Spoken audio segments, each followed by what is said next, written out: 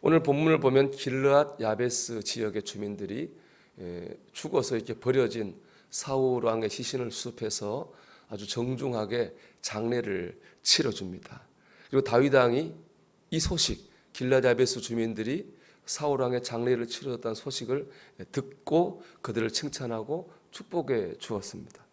먼저 길르앗 야베스 주민들이 사울 왕의 장례를 치러준 것은 지난날에 사울 왕의 입은 은혜를 갚은 겁니다. 우리 성경 보면 이제 사울 왕이 처음 등장한 것이 길르앗 야베스 주민을 도우며 등장합니다.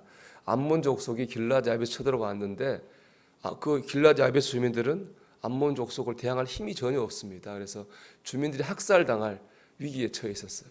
그래서 이스라엘 다른 지파들에게 도움을 요청했지만 아무도 도와주지 않았거든요. 그때 사울 왕이 나서 가지고 군대를 모아서 암몬 족속을 물리치고 학살의 위기에서 길르앗 야베스 주민들을 구해 주었습니다.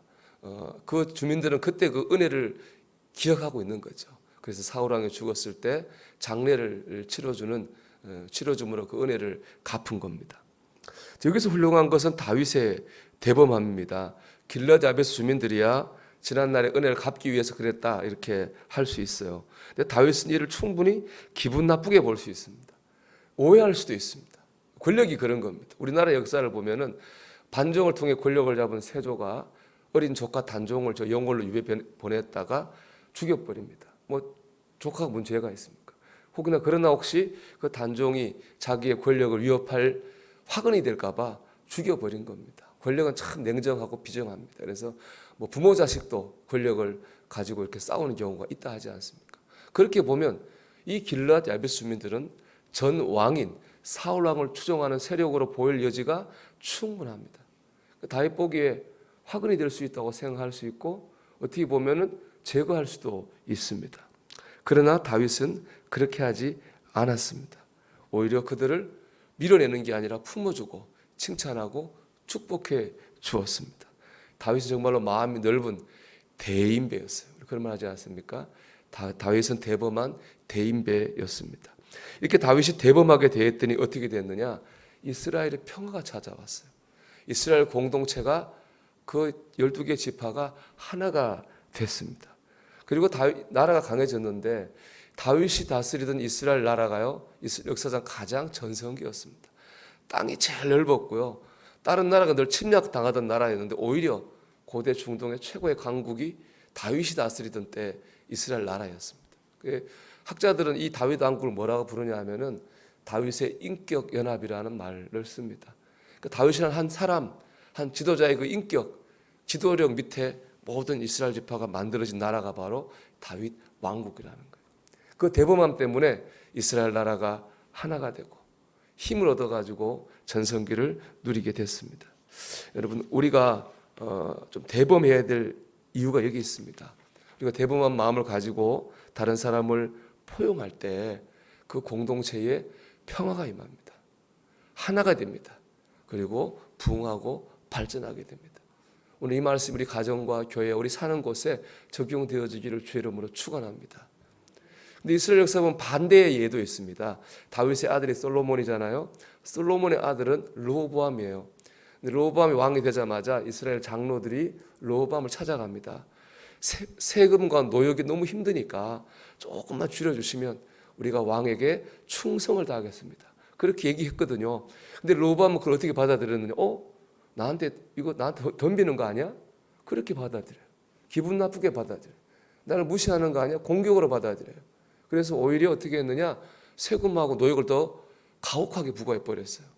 그 결과 갈등이 일어나고 지금 우리나라 남한과 북한처럼 이스라엘이 남북으로 갈라져 버리고 말았습니다. 그것 때문에 결국 이스라엘이 나중에 둘 다 망하는 그런 결과를 가지고 오게 되기도 했습니다. 만약 그때 르호보암이 조금만 넓은 마음을 가지고 그 이스라엘 장로들의 말을 들어주고 받아주고 공감해줬다면은 그런 일이 일어나지 않았을 것입니다. 우리가 대범하지 못하고 예민하고 까다로우면요 평화가 사라집니다. 갈라지고 분열이 일어납니다. 필시 그 공동체는 흔들리고 연약해지게 됩니다. 이러면 우리가 대범해지기를 소망합니다. 뭐 사람마다 성격이 있으니까 쉽게 안 될 수 있지만 그 마음을 가지면 좋을 것 같아요. 유명한 그 장왕의 가건이라는 여러분 고사를 들어보셨습니까? 춘추 전국 시대에 5대 왕국 중에 하나인 이 초나라에 장왕이라는 왕이 있었습니다. 아주 강하고 힘 있는 왕이었는데 한 번은 전쟁에 이기고 와가지고 잔치 연회를 베풀었어요, 저녁에. 근데 갑자기 바람이 확 불어가지고 불이 다 꺼지는 깜깜해졌습니다.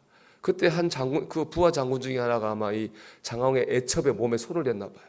이 애첩이 성희롱으로 받아들였겠죠. 그러면서 소리를 확 지르면서 왕이여, 내가 그 나를 희롱한 사람이 각근을 끊어버렸으니까 빨리 불을 켜보십시오. 그리고 각근을 끊어진 사람이 범인입니다. 그렇게 얘기했습니다. 왕의 여자를 희롱하면 그건 죽는 거거든요. 그랬다 왕이 어떻게 했느냐? 아니라고 그랬어요. 신하들한테 각근을 다 끊으라고 그랬습니다. 그 다음에 불을 밝혔습니다. 그러니까 범인을 찾을 수가 없었겠죠. 그리고 지나갔어요. 품어준 거죠. 그리고 몇 년이 지나서 이 장왕이 전쟁에 나가서 죽을 위기에 완전히 빠집니다. 근데 한 부하 장군이 목숨을 걸고 싸워가지고 왕을 구해냅니다. 그 부하 장군이 누구냐? 그때 그 왕의 애첩을 희롱했던 바로 그 장군인 거예요. 그때 베풀어지는 그 은혜가 고마워서 목숨 걸고 왕을 위해 싸웠다는 거예요.